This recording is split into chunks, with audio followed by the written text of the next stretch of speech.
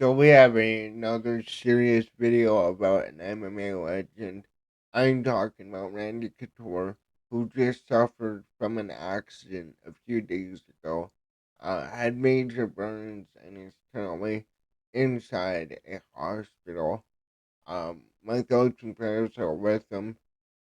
Let's just get into it, man, because honestly, it feels now for like the past 2 months, we've had nothing but negative articles, negative news stories, and MMA. But hey, I signed up to cover the sport. It is what it is. But for the people that don't know who Randy Couture is, obviously you got Joe Rogan on the right here interviewing him. But this is Randy Couture. Now, old heads, you know what's up with Randy Couture. Newer fans, you may know him from Expendables. He's done a lot of other movies. Yeah, like Expendables 1, 4, 2, 3. Did The Ultimate Fighter, The Hard Way. He, D-Day in 2019. The list goes on, right? He transitioned over to, um, acting in that, and he's done a terrific job. I'm a really big fan of the Expendable series. Fourth one, meh, but that's not what we're talking about. We are talking about this. UFC legend Randy Couture airlifted after crashing race car. UFC legend Randy Couture was airlifted to a burn unit after suffering injuries in a race car crash in Kansas City. Now, I know a lot of people are gonna be like, "Oh, well, what is he doing racing?" The dude is trying to have fun, and I'm gonna talk more about it.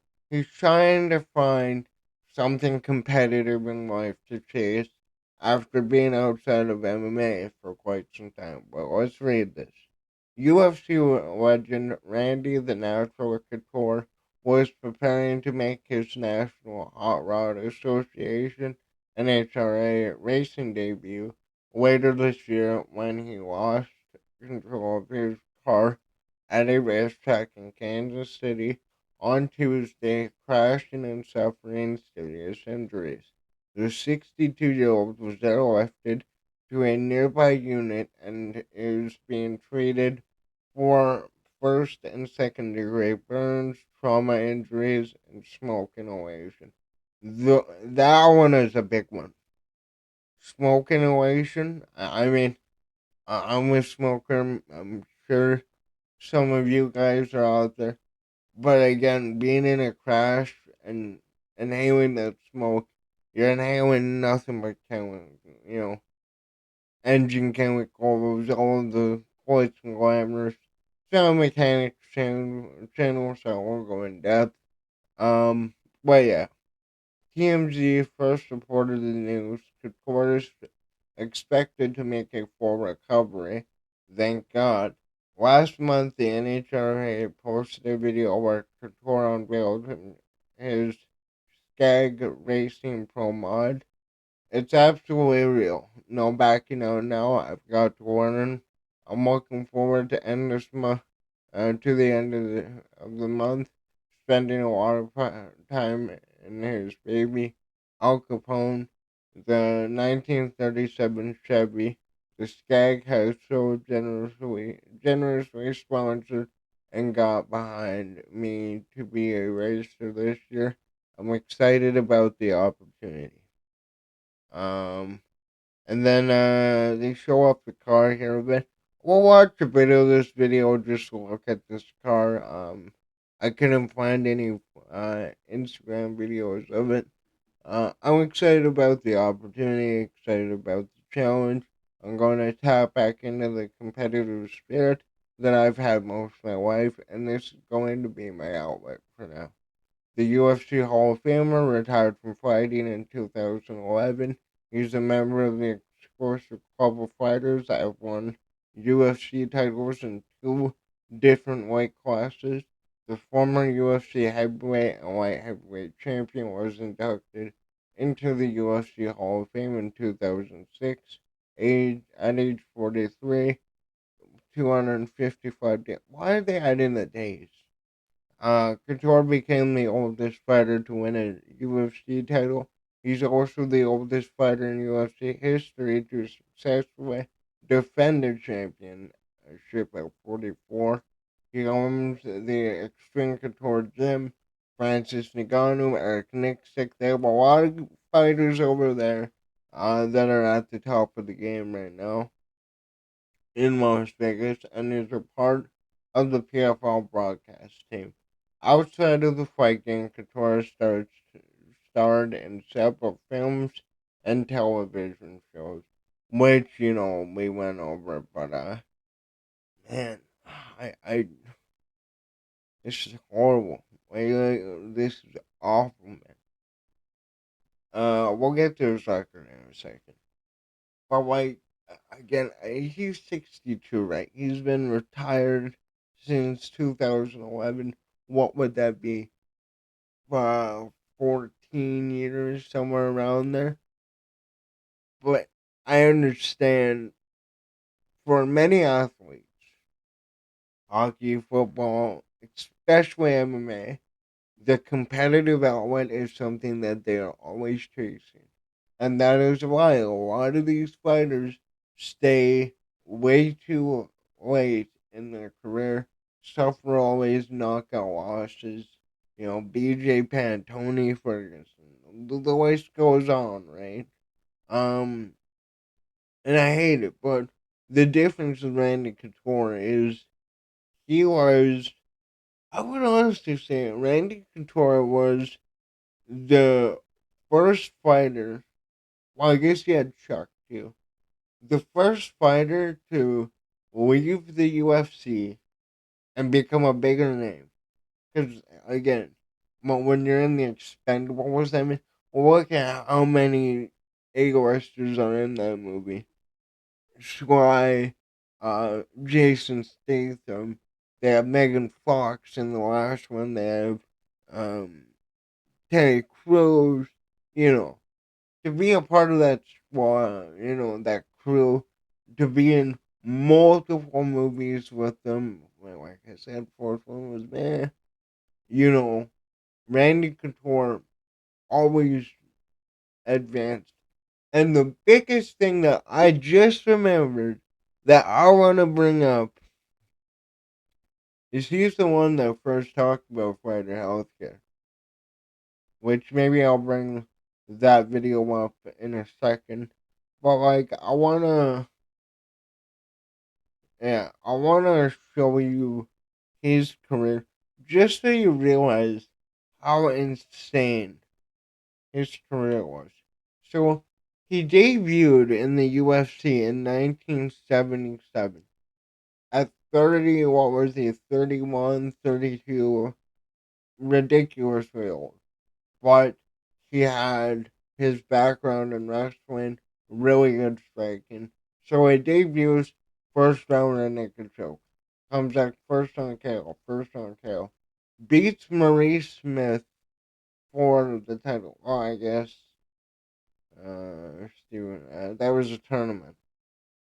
Yeah.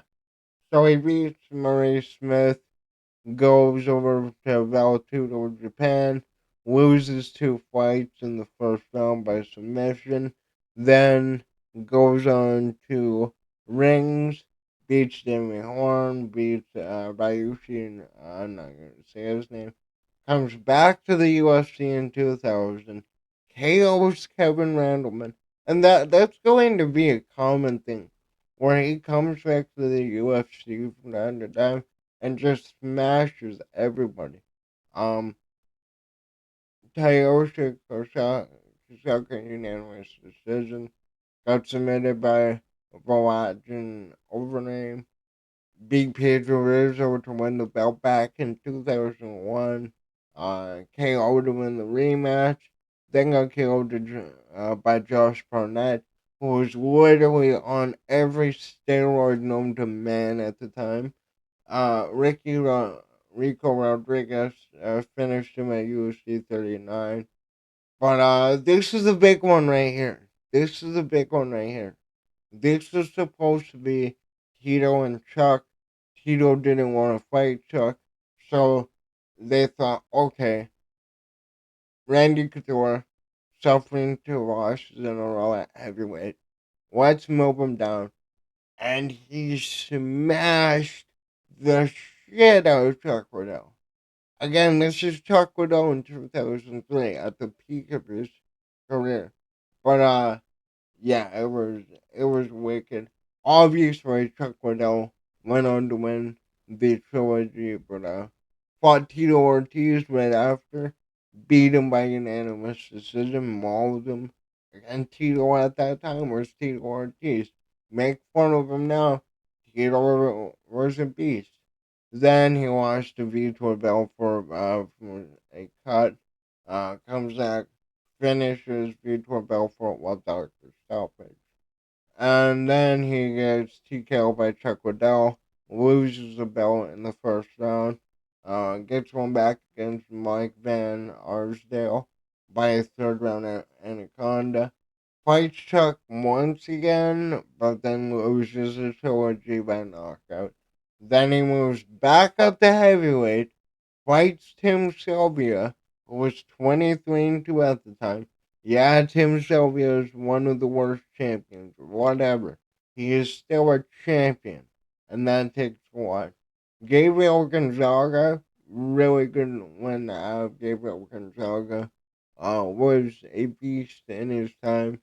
Then you had the Brock Lesnar fight where Brock knocked him out in the second round, won the belt, became the biggest star the sport has ever seen, and then left the company. Conor Ronda come in. Loses to Antonio Rodrigo Nogueira at UFC 102, which was this photo, right? And then managed to go on a 3-fight win streak, beat Brendan Vera, submitted Mark Coleman, submitted James Tony in his uh, UFC debut, I think. And then Lyoto Machida head kicked him in the second round at UFC 129. That's how his career ends. Like, I know I just rambled a lot there, but this guy's career was fucking incredible. I only got to see a little bit of it when I was younger. I remember the Rock fight, but then when it's a Joe Rogan clip where he was talking about, oh, Captain America, he was incredible. But like when I got into my big MMA phase, Randy Couture was one of the guys who I worked at all his fights. I worked at his wrestling career too. This guy was different from the rest. Yeah, his career record is um 19-11. But again, uh we're losing to Machida, Big Nog, Lesnar, Chuck Liddell twice, Vitor Belfort, Rico Rodriguez. Okay, Rico Rodriguez. At the time, Rico was pretty good. Barnett at the time was on all those roids, and the rest of his fights were, rest of his losses were early on. And like again, when he was in that, um, what should I call it? When he was on that panel and he was talking about fighter pay, fighter health care, he brought up a really good point that Francis Ngannou made in his video, where he's like, if we are independent contractors, then how can the UFC sign an exclusive rights deal with us? So our private contractors, where we can only go to this one company while we're under contract. And that's the reason Dana White hates him. Well, I don't know if Dana White hates him personally, but business wise, he hates Couture. But again, when they split apart, the UFC boomed, the Randy Couture found acting. But man, it's I don't know. It's scary, man. It's scary. He's just out there having fun, gets in a wreck, and nearly loses his wife. But I expect Randy Couture to make a full recovery. I will make an update on this if we get anything new. But yeah, man, crazy story. My thoughts and prayers are with Randy Couture. Thanks for watching. If you have never watched a Randy Couture fight in your life, go watch those fucking Chuck Liddell fights, man. I actually I saw some highlights of the first fight, not even like a week and a half ago. Fucking machine, but yeah, you go do that. Thanks for watching. Like, comment, all that stuff. Love you guys. Later.